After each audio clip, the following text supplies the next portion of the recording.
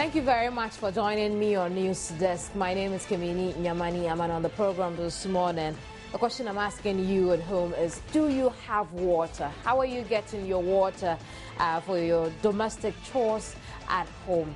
Let me know that on our social media platform, Joynews on TV. In the meantime, if you don't have water, I'll try to get some answers as to why you still do not have water. It's unclear when you're getting your water, and I hope to bring you some answers at the end of the program when we engage the Ghana Water Company Limited.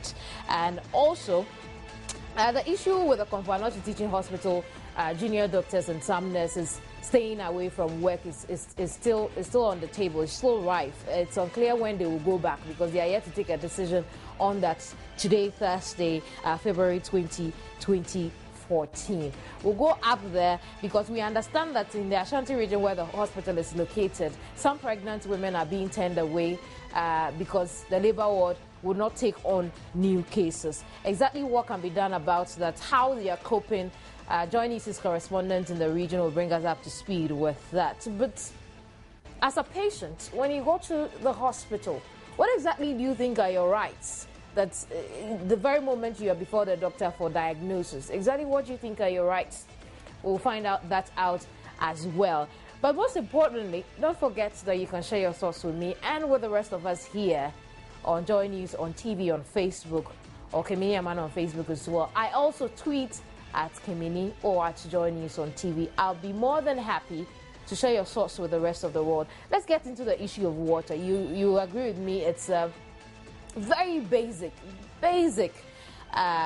commodity that we all need for our daily lives. And the water treatment plant, unfortunately, has been shut down following a minor breakdown. Consumers of water in Accra West have since Monday experienced an acute shortage of water. And today is another day where they can't get water because the current situation at the waterworks hasn't been sorted out. And so, again, we have hit town. Dr. Sankoma has hit town. She's been gauging exactly what's been happening as far as the water situation is concerned. But I understand Dorcas isn't over the telephone yet. And so why not talk to Director of Communications at the Ghana Water Company Limited, Nanaya Oberima. Hello, Nana.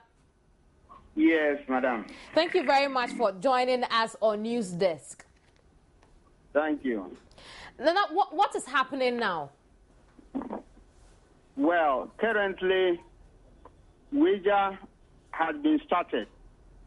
We finished the work at dawn this morning, and we started the machines at wager at exact 5:55 a.m. So wager has started working, and it means that from now up to evening time, we are hoping that things will normalize. Because I must say that whenever you shut down the treatment plant for a long time, like what happened at Wager, the lines are all dried, all the pipelines are dry. Right. And it takes some time when you start something, it takes some time for all the various pipelines to be filled with water so that enough pressure can gather in the pipes for water to start going to people's homes. So as we have started the pumps now, people are not going to see water flowing through their taps immediately. Right. It will take some time. So we are hoping that by evening time, we will see a very big difference in the situation than what we are seeing now. How much time will it take? Yes, that is why I'm saying that by evening time, the pressure in the pipes would have built up, and then we will be able to pump water through the various distribution lines for it to go through their homes. So we are hoping that by evening time, things will come normal. Yeah. Okay, so we are hoping it means that there could be the likelihood some people would only have water by tomorrow. Well, what I'm saying is that now the water, the pipes that are used in transporting the water have been dried for some time. So we need to exercise patience for the lines to charge up. Right. So that water will start going to people's homes. Now, the most important thing is that now we have been able to finish the work, and wager has started. Once it has started, we hope to see a big difference by evening time today. I see, which I'm sure people who live in the western part of Accra are happy about. Let's talk about the eastern part of Accra. We understand that the next bout of works will be on the Pond Water Works. Yes, we are going to undertake some interconnections at wager treatment, the Pond treatment plant. And this work is going to be done on Monday. That's next week, Monday, 24th. Very well, February. but what has happened now is people do not have water running through their taps even before Monday. No, that is why. Why is that? It is because wager treatment plant was shut down for about 5 days. We shut down the plant on Sunday evening. We understand that, Nana. I'm talking about people who live in the eastern part or who are served from the Pond Water Works. You see, let me explain that it is not everywhere in the eastern part of Accra that is served by pond. I see. Some parts of eastern Accra are served with water from wager. Such as which areas? Are the areas that we have seen people suffering to get water. So I'm also saying that once wager has started, it means we are going to see water running through people's pipes in the eastern part of Accra because they are also served with water from wager treatment plant. Right. Nana, so which areas in the eastern part of Accra are served from wager? So people are not confused, consumers. Okay. Well, we have places like Nima, Mamubi, Pig Farm, Adabraka, Kokomlemle, Accra Central, Ministries area. All these areas, Asalam Down, all these areas are served from eastern, with water from wager treatment plants. I see. I'm sure we have an understanding of that, and consumers who are probably watching right now will also understand why their friends have water and they don't have water. But the works on the pond, what the repairs on the Pond Water Works, we understand that it wouldn't, the shortage wouldn't be as acute as it happened with wager because we'd have some water from wager going into some homes in eastern parts of Accra, besides the places you have mentioned, those who are actually served by the Pond Water Works. I didn't quite get your question. If you could come again, madam.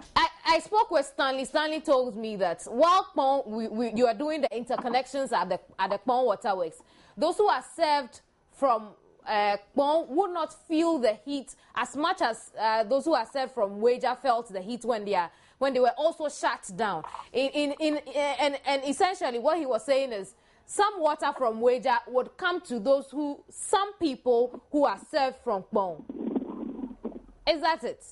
Yes, that is the case.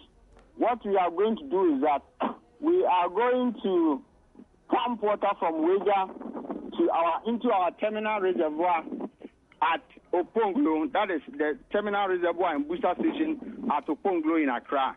So we will store water there and then serve the eastern part of Accra. And then also in Tema, we are going to store water in our terminal reservoir at Ashama, so that during the period of the shutdown, we will be able to use the water that we have stored in the reservoir at Ashama to serve residents of Tema. So these are the arrangements that have been put in place. I see. But these reservoir water, the water from the reservoir wouldn't go to homes, would it? Because we understand that you'll be given priority to special service institutions first. No, it will go to people's homes. As for those key installations, what you are going to do is that you are going to hire some tankers from the private people and then add it to the few tankers that we also have so that we can use it to serve these key institutions. But the water that we will still be able to go to people's homes at least for some few days during the shutdown. I see. Nana, so it's the pound will go off from Monday, February 24 to Thursday, February 27. We understand that Wager didn't meet its deadline. Should we expect same with pound so people know what to expect? I don't know the deadline you are talking about. What deadline are you talking about? The time Wager we were told Wager would go off exceeded, because yesterday Stanley said, okay, close of day we would have that, but it didn't happen, did it? Yeah, now that we have started Wager treatment plan, we will go on with the work as scheduled unless something happens again at Wager, and then because of that we are not able to store enough water as we are planned now. Not with Wager. I'm talking about Pond. Should people expect works to extend on the water treatment plant? No, I don't really understand the question you are asking me, but if I may put it this way, the pond treatment plant is going to go down all the same. But what I'm saying is that we will store some water in our reservoir at Ashama so that we will use it to serve people in Tema. And then also we are going to get some tankers in addition to what we have so that we can use it to serve key institutions within the areas that have been affected. Very well. Very well. And what consumers would want to know is, should I expect that works on the treatment plant at Wong could extend beyond the 4 days? No. There's no way the work is going to be extended beyond 4 days. It will be done within the 4 days, or even possibly, within the 4 days, we should be able to finish the work. It is not going to extend beyond 4 days, no. I see. Thank you very much, Nana. Naya very much, Director of Communications at the Ghana Water Company Limited. And so if you have water now, let me know. I'd love to know if you have water now at your home and you live in the western part of Accra and you serve from Wager. Or perhaps you live in the eastern part of Accra but serve from Wager and you have water.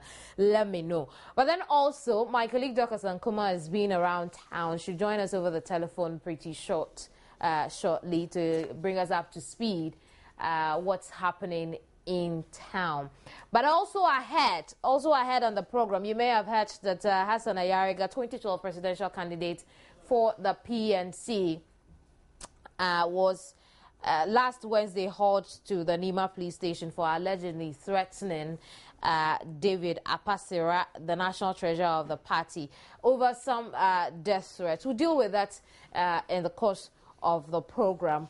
And again, to come, I'm asking, you're a patient, you go to the hospital. Exactly what do you expect from the doctor? What do you think are your rights? We'll find out pretty shortly. But let's get back to the issue of water. And ahead of next week's advertised 4-day water supply disruption, residents of some suburbs of Accra are having to deal with an acute water shortage.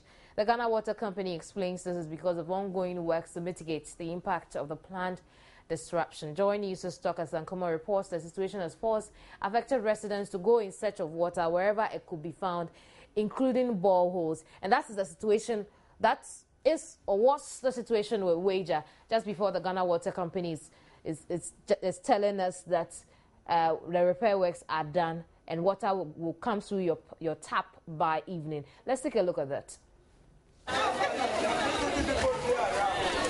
The search for water has been a daunting task for the past 3 days as residents in affected areas have had to trek for long distances for the utility. Simon, a Kotobabi resident, says after several hours he chanced upon this borehole at Kokomlemle and joined others like him also searching for water. First,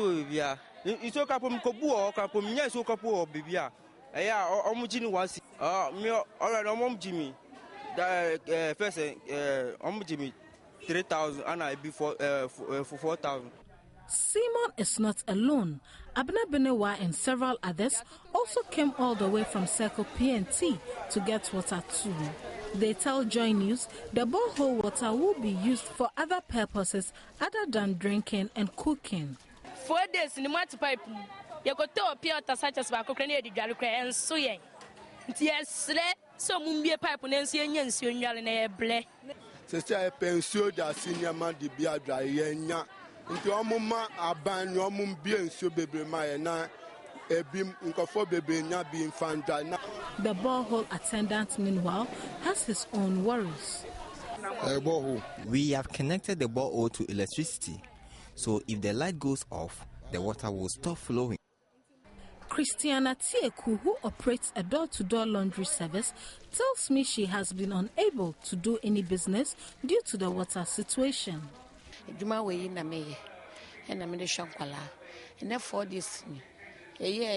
Me to climb a bar near to pipe, me mine.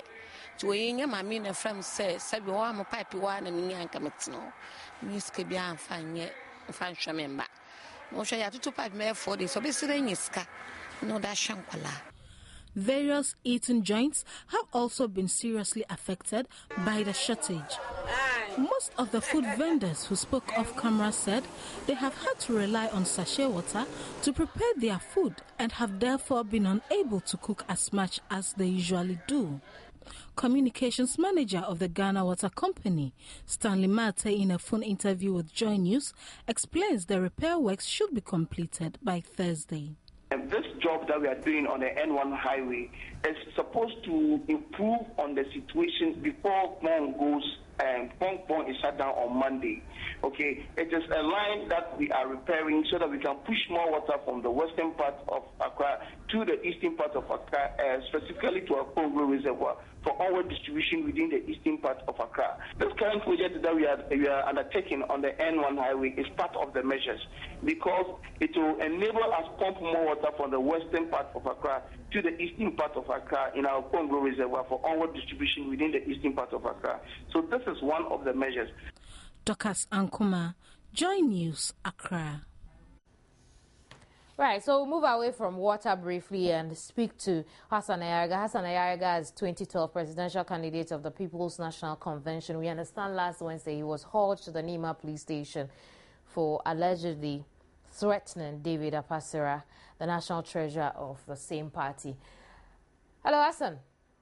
Yeah, good morning to you and good morning to your viewers and listeners. Absolutely. Thank you very much for joining us on News Desk. But exactly what happened? You threatened to kill David?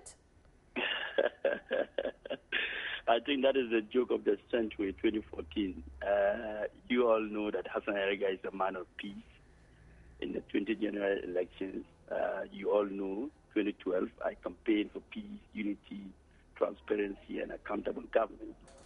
And I was the youngest presidential candidate who wanted Ghana to move on. I think that if we want to go back to the story, first of all, I will say that Delali is misleading Ghanaians and not giving the right information, and we should be very mindful of the kind of newspapers we read today. If you look at the newspaper headlines today, Daily Graphic put a picture of myself, Hassan Ayariga, and wrote Mahama Ayariga. That is the first misleading aspect. Secondly, they said Ayariga was arrested. I was never arrested by any police. The Nima police station is there. It's not far from Joy FM. You can send your team to go and make inquiry of whether Hassan Ayariga was hauled.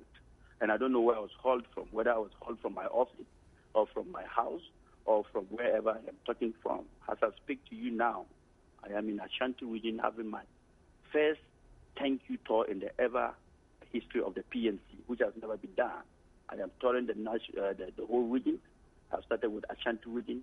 I am speaking from Grovis Hotel in Ashanti region with the delegates of the PNC around me here. And they will bear witness with you that I am here since yesterday campaigning for the party and trying to build this party. So I'm surprised if some people go on air and make false allegations and newspaper will carry it without investigating matters. And so let's try and understand. You were never at the police station, not even on invitation? I was at the police station 3 weeks ago. 3 weeks ago, 4 weeks ago, I was in my office when I got a call from one friend police officer who said, oh, there was an allegation that I've threatened somebody. And I told him that I'm a small ant to threaten people. I'm the man who believes in peace. He said, okay, if I find time, I should come so that they could look into the matter. So 3 days later, I find myself in town, and I went there, and then he said that he wanted to invite David Pasara because he made allegations. So they invited him to the police, and he came, and they asked him to tell his story. And I asked them to look into the story to say whether this was a threat. And he himself confessed that it was not a threat, but he was afraid. And I said, look, you see, don't spoil people's image. You have damaged my image enough. I have sent you to court. The matter is in court. Now you're running to police station. What kind of joke is that? Are you trying to destroy people on any platform you get, or what is wrong with you? Let's build our party rather than destroy the party. If you have a problem with Hassan Erga, don't use personal problems and bring it to a political issue. You came to my house, you borrowed my car, my 4x4 for campaign. I gave you 200 million for your campaign. You damaged it, and you went and you were campaigning skirt and blouse. I had quarrels with you because you were doing skirt and blouse. So you don't take that one as a personal problem. So you actually did have some sort of altercation with David? I didn't have no, I never had such a confrontation with David. I called according him, to the report. Right, go ahead. I called him on the day he said that on the Radio XYZ that he knows that I have taken money. And then after the interview, I declined the interview. I remember even Joy FM called me, and I declined. I said I was not going to speak on false allegations, so I was not ready, because these are not things I should respond. If he has a valid point, he should take it to the party leadership. But I will not respond on air for such kind of allegations. So I declined to talk to Joy FM. I declined to many other radio stations. So he was aware that I declined to talk to all the radio. So he started now bombarding the radio station from one place to another. So finally, people have to say, look, you have to respond, because if you don't, it will look like he's telling the truth. So I decided to respond to him. So I called him and said, look, I didn't want to respond to you because I thought it was not necessary, not watch our dirty linen outside. But I will now respond to you. From every radio station, I will respond to you bumper to bumper. That was what I told you. So she should not think that if you go to another station, I will not talk. Now I will talk, and I will reveal the whole matter. So he should be careful. That's what I told him. Now, I never text to him. I never text. He can prove if he has a text message. I have never texted him. The report claims you said you would deal with him. Did you say that? Lie. No, I never said that. At the police station, I told him. I said, I never said, you don't come and tell lies. And the police asked him, did I say that? He said, no. He himself said, no. I see. So you see, I don't know why Delali Guide is carrying wrong information about people. You see, let's try not to damage the image of Ghanaians. Why do you think David will come up against you like that? That is why he has to prove it in court. That's why I've sent him to court. If you read today's Delali graphic, page 16, Ayariga's sued PNC treasurer. Nobody is carrying that news. You should carry that news. That is more important to me than allegations of things that are nonsensical. You should carry that information, because that is more important. When we hear that Hassan Ayariga is threatened to kill somebody, it's also important. We need to find out the truth. Exactly. That is nice for you to find out the truth. But it's a lie. I mean, how on earth will somebody looking for presidency be threatened to kill people? What on earth? When I was the actual person campaigning for peace and unity. I mean, they intend to destroy my character, and that is why I'm sending them to court for defamation of character, and I've filed 1 million Ghana cedis against him. He should be working towards responding to that rather than going around making noise. I see. Thank you very much, Hassan. Hassan Ayariga is 2012 presidential candidate of the People's National Convention, and we've been talking to him over some alleged death threats he made to the National Treasurer, David Apasara, of the same party. He's denied he's never made such an allegation, such a threat to the gentleman. You're watching News Desk. I'll be right back.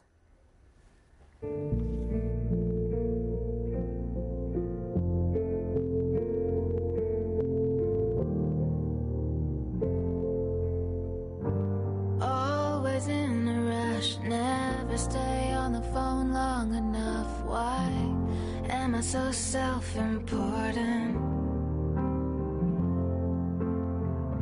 Said I'd see you soon, but that was maybe a year ago. Didn't know time was of the essence.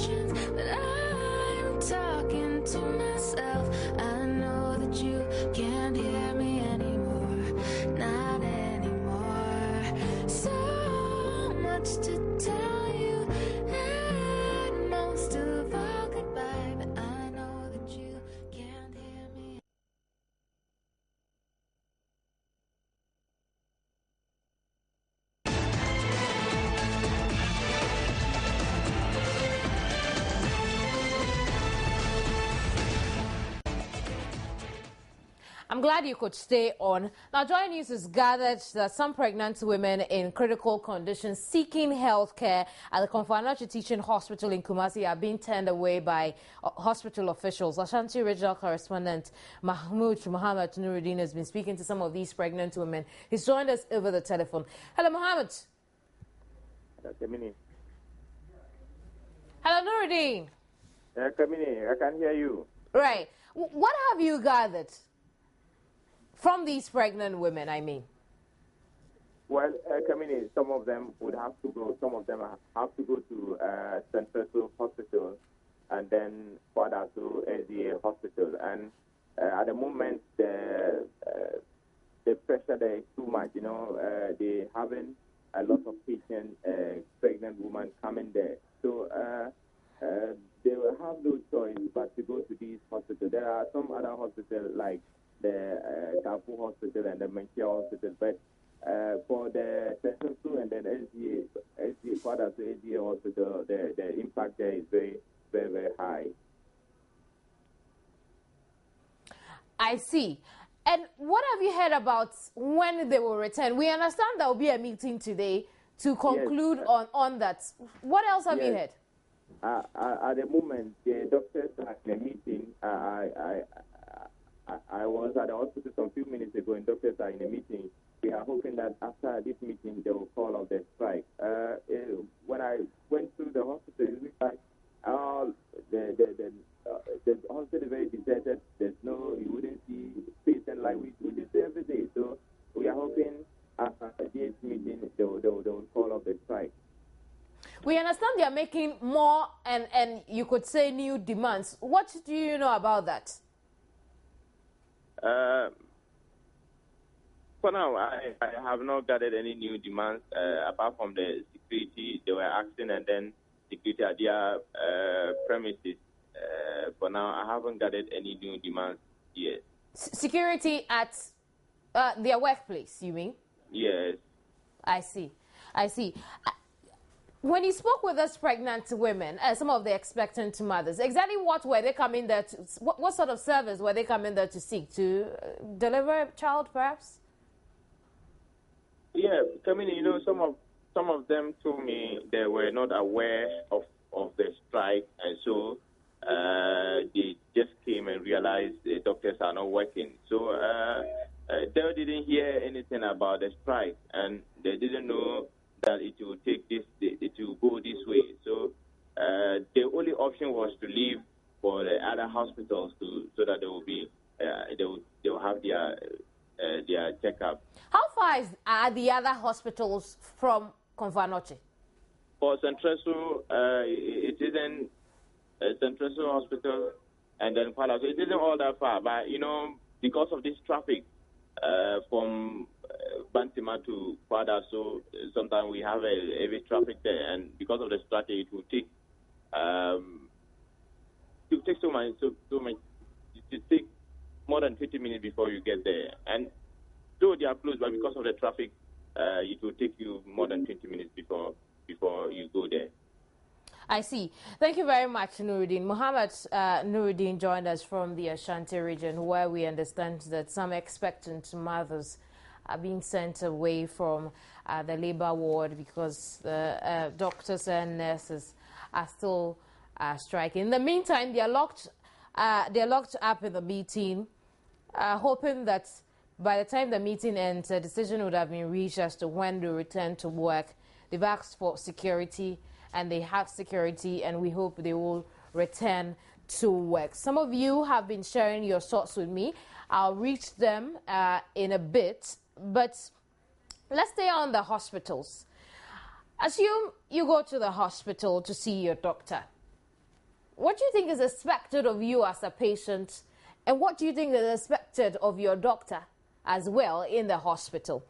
And I'm sure you're wondering, I was too, until Ernest Abuaje, who is a medical superintendent at the Kolebu Teaching Hospital, shared this knowledge with me. Take a listen.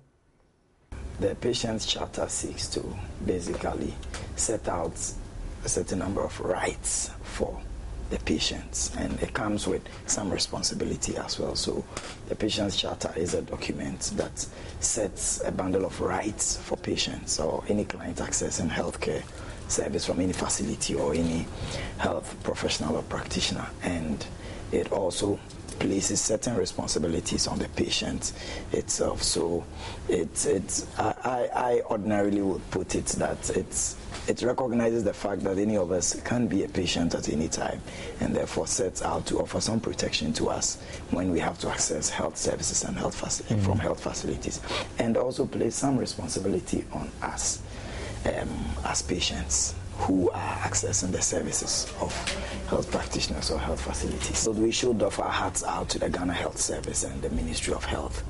They posted the charter first. They came out with the charter over a decade ago, publicized it at length. But last year, in 2012, Parliament gave it statutory backing under the Public Health Act 851, 2012, Section 167 and Schedule 6. Sets out, in verbatim, the entire patient charter and makes it mandatory. It says that it shall, apply to every person who interacts with patients or clients in any health facility in the country. So it has statutory backing under Act 851. Many patients don't pursue it.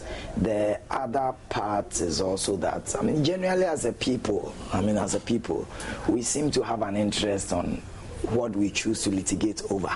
Sometimes I say jokingly that we would want to litigate over a small piece of land as against litigate to establish the cause of injury or harm to a person who visits a hospital. We prefer to litigate on certain things and not to litigate on others.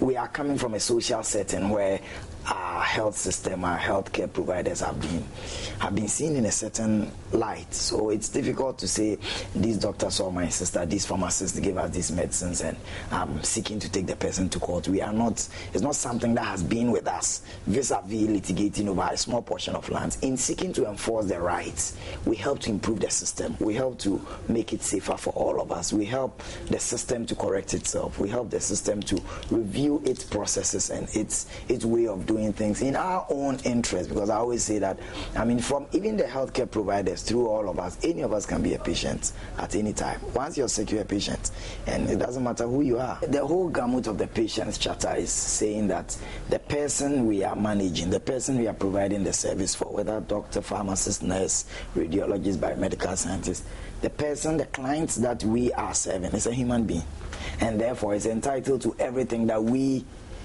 are entitled to as people. And I said that any of us could pass for patients at any time. So the awareness is there, and I believe that it's a latent part of the training.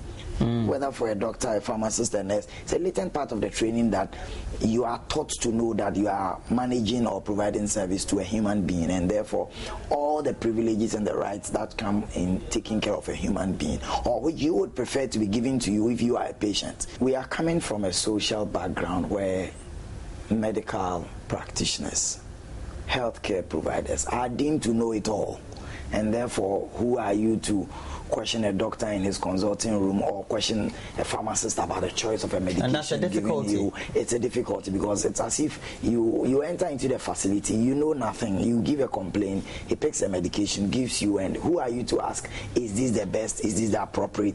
But it's your right, and you have a right to ask those questions. But we are coming from a certain setting where we are not used to.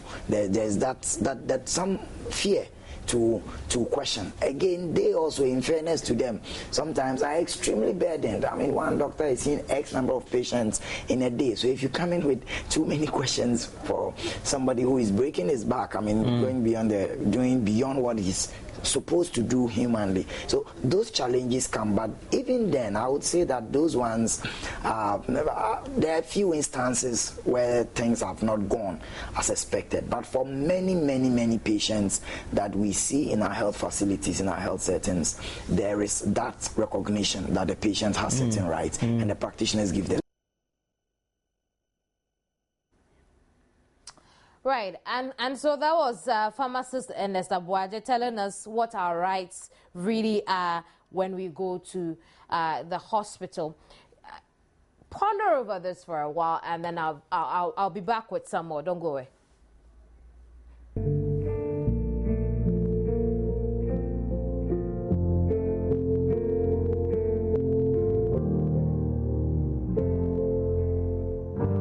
Always in a rush, never stay on the phone long enough. Why am I so self-important?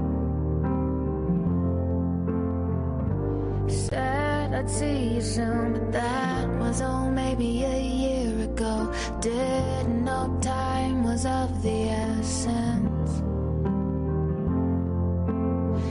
So many questions, but I'm talking to myself. I know that you can't hear me anymore, not anymore. So much to tell you, and most of all goodbye, but I know that you can't hear me.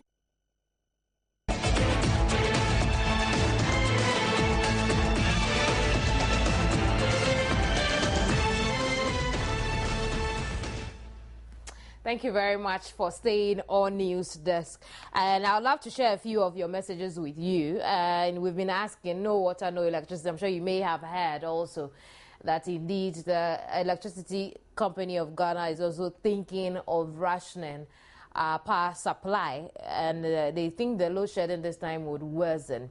But Rashid Obodai Provincial, after we asked if indeed Ghana is working, says this is a serious situation going on now. Everywhere in the capital is in distress. People are going through tough times. What one can think is whether our chop bar operators and food service deliveries are cooking with water that is consumable. The situation needs to be worked on to prevent any further distress. Francis Nani Roy Fulga says, I don't think so. The country is dying and all people can do is talk.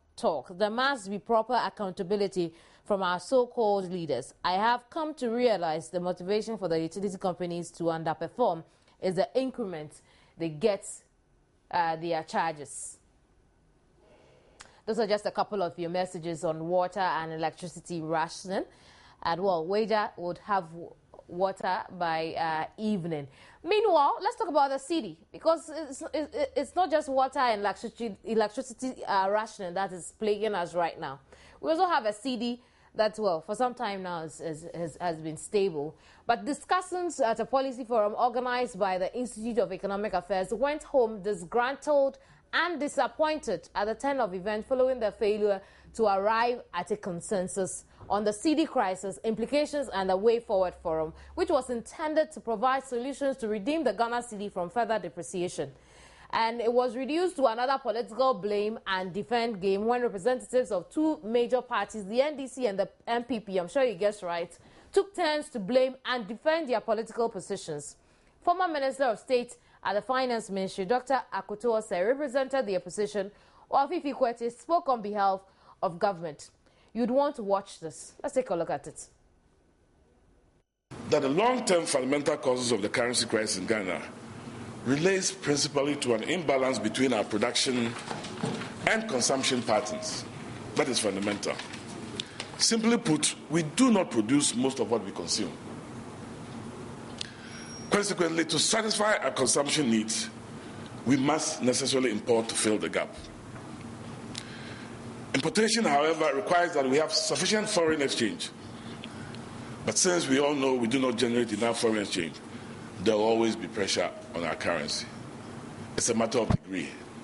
When it goes beyond a certain percentage in a month, we worry. But this problem has been with us. This, in simple terms, in my view, is fundamentally the structural imbalance in our economy, which we all must agree require well-articulated policies for the long term. Now, in the year 1999, not to go too far back, in the year 1999, the cedi for the whole of that year depreciated about 8%. In the year 2000, in fact, the very first month of the year 2000, the depreciation of the currency was about 2.5%. But by the close of the year, the cedi had depreciated by 50%. Now, the natural tendency is to say that, it must be due to massive mismanagement by those who were in charge.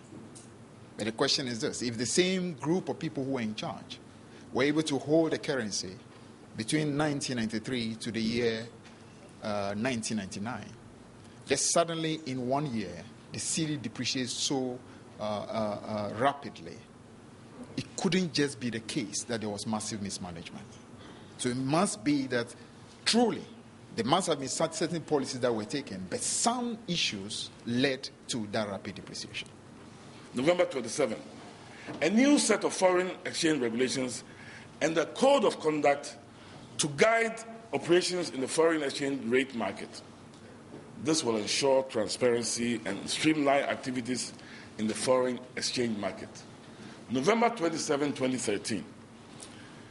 So it is fair to say that as far back as November 27, 2013, at least the Bank of Ghana knew something about economic developments in 2014 that perhaps the rest of us didn't, because it signaled clearly. So the question I ask is, why does it appear that in February 2014, to be precise, February 5th, the Bank of Ghana appears to be surprised by the fast depreciation in the cedi? November, December, January, then February, there's the panic button. Mr. Chairman, it is important and significant to note that a week prior to the Monetary Policies Committee release, the Minister of Finance had come to Parliament to present the budget for fiscal year 2014. So notice the Bank of Ghana is reacting to a budget statement that has been presented. It was not approved yet. So when it's not approved, you cannot be sure if the policies will come through. In any case, almost a month later, perhaps a bit earlier, 3 weeks earlier, the budget was formally approved by Parliament. In that budget, the government outlined its full fiscal program. So the Bank of Ghana cannot say that it was not aware of what was in the fiscal program. The question I ask myself is, in this MPC statement, having seen the government's budget, was the Bank of Ghana in any way pronouncing on the credibility or otherwise of the fiscal program announced by the minister? In 2012, when we saw in the very first 2 months, that there were difficulties, a lot of discussion went on between the Ministry of Finance and the Central Bank, that there was a need for some quick intervention in order to at least stem what we were considering to be speculative activities that were coming in the wake of the external difficulties. But Bank of Ghana took a bit too much time. By the time Bank of Ghana reacted and the reaction was coming around June, a lot of harm had happened. 18% of the value of the currency had been lost. Eventually, when Bank of Ghana came with a raft of policies, those policies were the reason why in the second half of 2012, you saw the cedi perform much better than what it did. For how long will this go on? You'd wish that we would have intellectually stimulative discussions on how to save our economy. Ghana isn't the first country to be faced by this. They have worked it and it's happened. And I'm wondering why we can't seem to do the same. But this was how the discussion went on at the IEA Policy Forum on the cedi crisis. Some of the discussants who did not take it kindly at the turn of events shared their frustrations. And I am frustrated sitting from here, so I can understand. Let's take a look. The IEA for organizing this forum. But I look at the topic and I'm a bit lost because I thought we were here to indicate the implications and then a way forward. But unfortunately, it's like the joke, there's this joke about if you have two economists, okay? You ask them what is the situation, they'll ask you what do you want it to be, because they can argue it either way. And that is not helping us. I think this is a Ghana issue. It is not a party issue. But we've been here and we are hearing two parties' names being bandied around, and I'm very sad about it. Also, most of the argument has been on who said what or who did what. we have not yet gathered enough information as to the way forward. And I'm very, very sad because this thing is going to end very soon. For instance, what are the solutions? I've heard the challenges. Some of it have indicated, for example, that Ghanaians should do better, they should do more. But who is helping Ghanaians to do what? Our educational system is in shambles. You produce graduates who cannot do business. You produce graduates who can't get jobs because there are no jobs. And you say, help yourself. So if we are here at a policy forum, I would want to hear a few things about what actions we can actually take to ensure that Ghanaians are aware of what is going on, what role the ordinary Ghanaian should play, what role should politicians, of course, play, and what role can institutions also play. At this moment, I think, for example, nobody has even said, okay, let's see what we can do in terms of encouraging productivity and also the export sector, for example. Now, what is government doing in terms of its purchasing power? What can it direct it towards so that more Ghanaians can be doing business? If you have, for example, the school feeding program, why can't government insist that everybody involved in the school feeding program should buy Ghana-made products? Go to the farms, link the farms to the schools. The schools are all over the country. The farms are also all over the country. People are manufacturing. Where are the markets? There are markets that can be created by government. I mean, these are some of the things some of us were hoping to hear. We know the problems. We know we import toothpicks and snails and shells. And then we don't have enough money to import medical things that we need because we don't manufacture them. All these can be dealt with. It's not a one-day fix, yes. But at least, why didn't, for example, the Bank of Ghana tell Ghanaians, I think there's a law called easement or something. If you allow people to do what they are doing with the foreign exchange, see the invitation to this forum and looking at the topic, I said to myself, if it's going to be Mr. Akutose and Fifi Kweke, we are certainly going to find a delivery from each one of them who will just be guarding their individual affairs. And it is certainly not going to satisfy the requirements of the topic, implications and way forward. And exactly this is what we heard from them.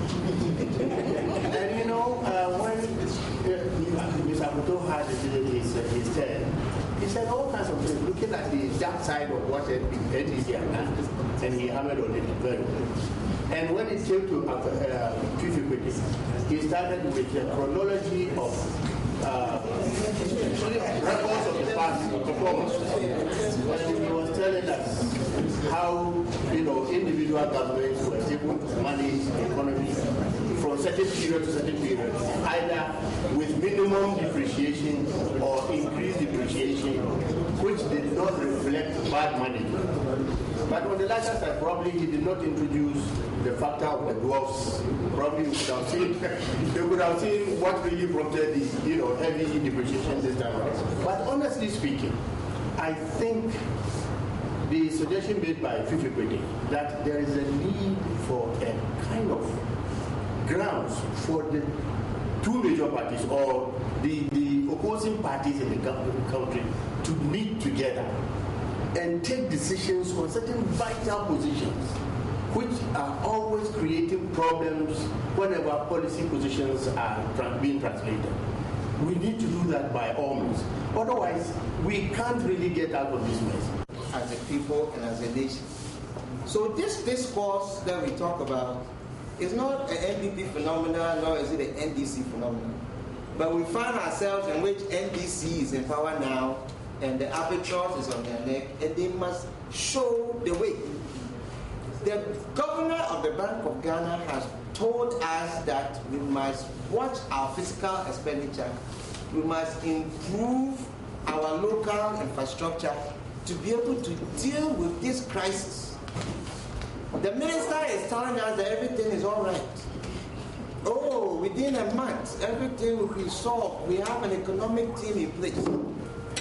There are two different pictures that are painted here, and it is lack of the synchronization and coming to us as a people to tell us that, my people, here is where we are, these are the policies that I believe we should take, this is what would get us out of the condition in the long term, and then you as a citizen, what role do you play in partnering with your government to ensure that this thing is done? And this has not been done. And the blame game continues to go on, and we are going to predict the same thing will happen. And I couldn't agree more with them. The blame game has to stop. We need to have intellectually stimulative discussions on how to save our economy. If we can't do that, we are better off keeping quiet.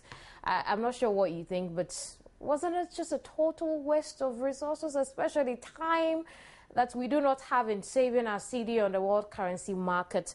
Anyway, Abdul Fongo on Facebook is saying, yeah, Bremo, they should give us a break. Ghanaians, let's try another party rather than the NPP and the NDC. Shy Prince says politics is just, do everything.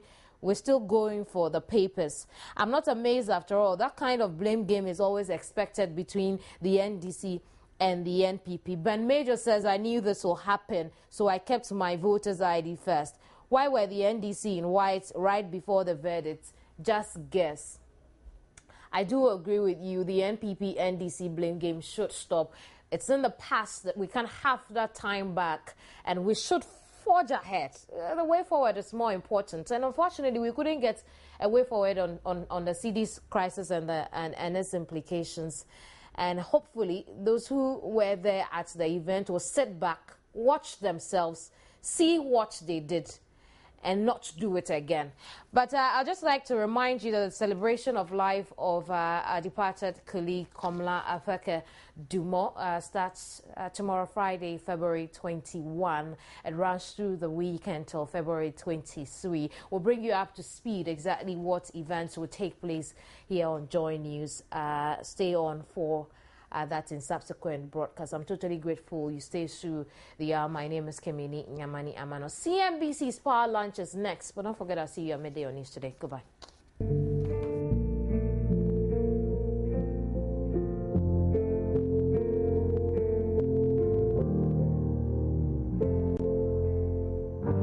Always in a rush, never stay on the phone long enough. Why am I so self-important? Said I'd see you soon, but that was maybe a year ago. Didn't know time was of the essence. So many questions, but I'm talking to myself. I know that you can't hear me anymore, not anymore. So much to tell you.